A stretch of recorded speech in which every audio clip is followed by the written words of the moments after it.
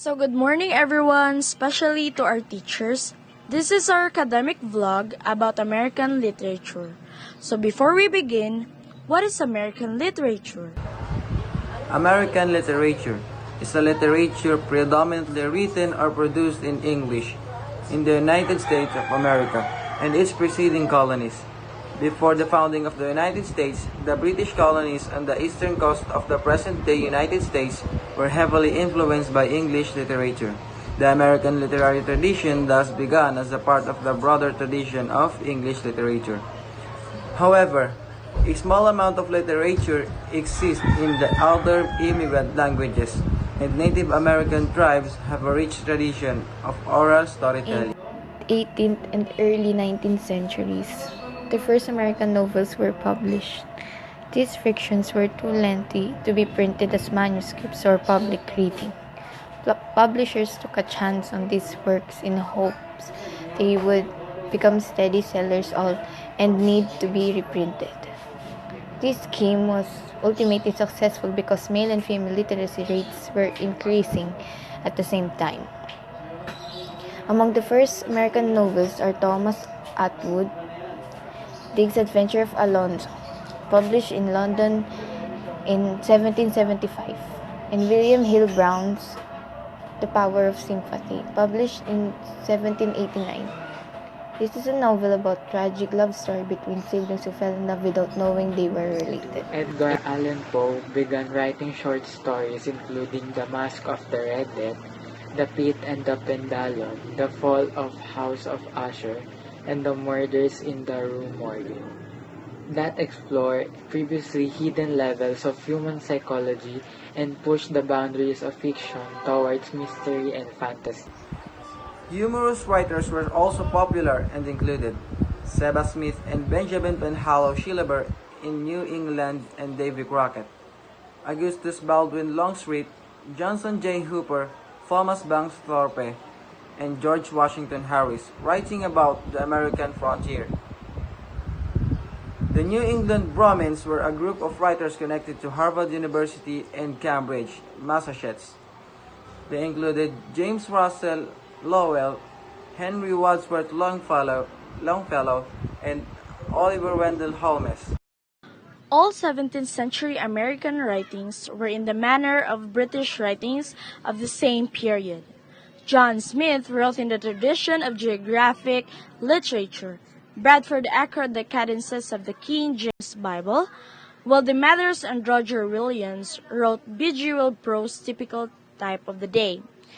Born the content and form of the literature of this first century in the America were thus markedly English. In 18th century American literature. In America, in the early years of 18th century, some writers such as Cotton Mather carry on the older traditions. His huge history and biography of Puritan New England, Magliana Christiana Americana in 1702, and his vigorous Meducto Ada Ministrium, or Introduction to the Ministry, in 1726, were defenses of Asian Puritan Convention. Influence of English literature on the early development of American literature is some well-known home cleaners known by this pen name. Mark Ewing was an American writer, humorous, interpreter, publisher, and lecturer. He was lauded as the greatest humorist the United States he produced, and William Faulkner called him the father of American literature. American writers expressed both disillusionment and nostalgia following World War I. The short stories and novels of F. Scott Fitzgerald captured the mood of the 1920s, and John Dos Passos wrote about the war. Ernest Hemingway became famous with The Sun Also Rises and A Farewell to Arms in 1954. He won the Nobel Prize in Literature. Depression-era writers included John Steinbeck, author of The Grapes of Wrath in 1939.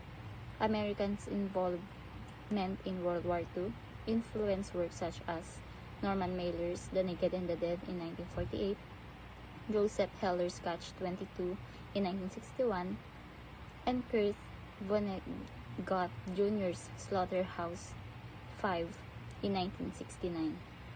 Philippine literature is a literature associated with the Philippines from prehistory through its colonial legacies and on the present. Pre-Hispanic Philippine literature was actually epics passed on from generation to generation, originally through an oral tradition. However, wealthy families, especially in Mindanao, were able to keep transcribed copies of these epics as family heirlooms. One such was the Darangen, an epic of the Maranaos.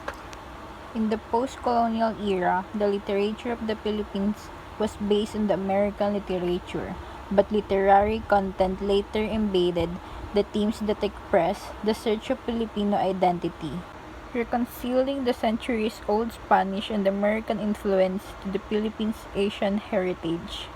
Awardees National Artists 1976 Nick Joaquin National Artist for Literature 1982 Carlos P. Romulo National Artist for Literature 1990 Francisco Arcelana National Artist for Literature 1997 Ryan Christopher Hawson National Artist for Literature 1997 Rolando Estinio National Artist for Theater and Literature 1997 Levi Celerio National Artist for Music and Literature 1990 Edith El Tiempo National Artist for Literature 2001 P. Sinionil Jose National Artist for Literature 2003 Virgilio S. Almario National Artist for Literature 2003 Alejandro Roses National Artist for Literature 2006 to 2009 Lazaro A. Francisco National Artist for Literature 2014 Cirilio F. Bautista National Artist for Literature and died in 2016.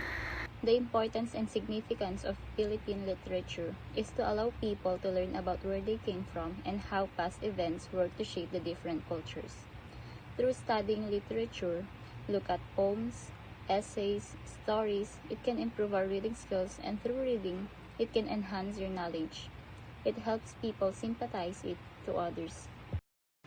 The similarities between Philippine and American literature is associated their own phases of prehistory for its colonial legacies and in the present. Philippine literature was actually epics passed on from generation to generation, originally through an oral tradition. However, wealthy families, especially in Mindanao, were able to keep transcribed copies of these epics as family heirloom. One such was the Darangen, an epic of the Maranaos. While American literature has existed in the Americas for as long as the people who live there have even telling stories, Native American cultures have a rich history of oral literature. Mayan books from as far back as the 5th century are known, and it's believed that the Maya started writing things down centuries before that. The reasons for the similarities of Filipino and American literature is it offers a place for the frames of post-colonial discourse and the literary efforts of the hyphenated or ethnic American to converge. These intersections offers a challenge to the putative need to separate these endeavors on the basis of the United States' seemingly shaky status as a colonial power. Prior to the American occupation, the Philippines spent 3 centuries under Spanish rule. I have learned the most basic up to the most complex skills in my literature class. The most basic things I learned include applying principle of grammar and composition so that I can produce a clear, correct, and coherent prose given purpose, occasion, and audience, and also analyzing, interpreting, and identifying elements of popular genres in literature.